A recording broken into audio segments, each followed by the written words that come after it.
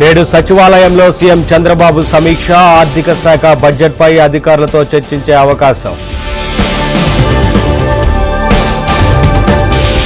కాసేపట్లో పార్టీ నేతలతో సీఎం రేవంత్ రెడ్డి భేటీ, పార్టీ పరిస్థితి, ప్రభుత్వ పాలసీలపై చర్చ.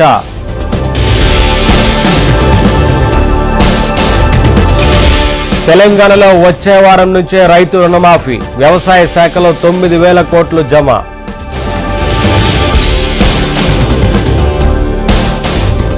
తెలంగాణకు కురియన్ కమిటీ, లోక్సభ ఎన్నికల్లో కాంగ్రెస్ వైఫల్యాలపై అధ్యయనం.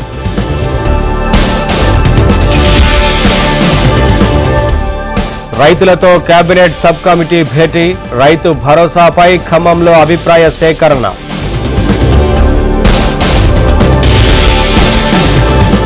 మాజీ మంత్రి మల్లారెడ్డికి మరో షాక్, పీర్జాదిగూడలో హస్తంగూటికి 15 మంది కార్పొరేటర్లు.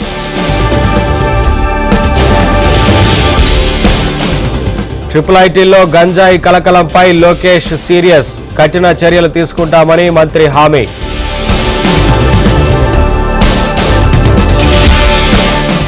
మోరంపూడి ఫ్లైఓవర్ పై అసత్య ప్రచారమా, వైసీపీ మాజీ ఎంపీ భరత్ పై పురంధేశ్వరి ఆగ్రహం.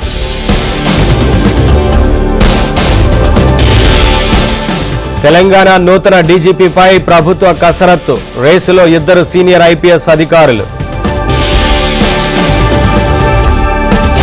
చేసి హత్య చేసినట్లు నిర్ధారణ.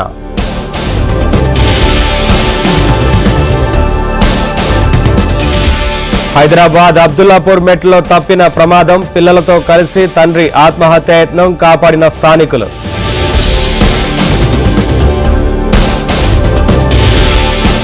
భీమునివారిపాలెంలో పట్టుబడిన ఎర్రచందనం, 27 దొంగలు పోలీసుల స్వాధీనం.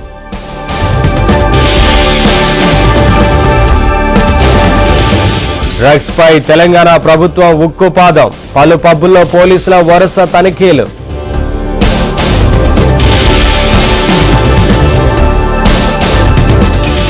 సుప్రీంకోర్టులో మమతా ప్రభుత్వానికి ఊరట, సిబిఐ వైఖరి పట్ల ధర్మాసనం అభ్యంతరం.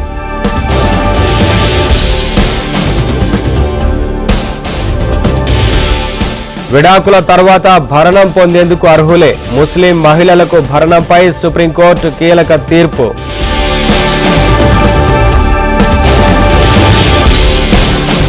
ఏడు రాష్ట్రాల్లో కొనసాగుతోన్న ఉప ఎన్నికలు, బెంగాల్, హిమాచల్ ప్రదేశ్, ఉత్తరాఖండ్లో పోలింగ్.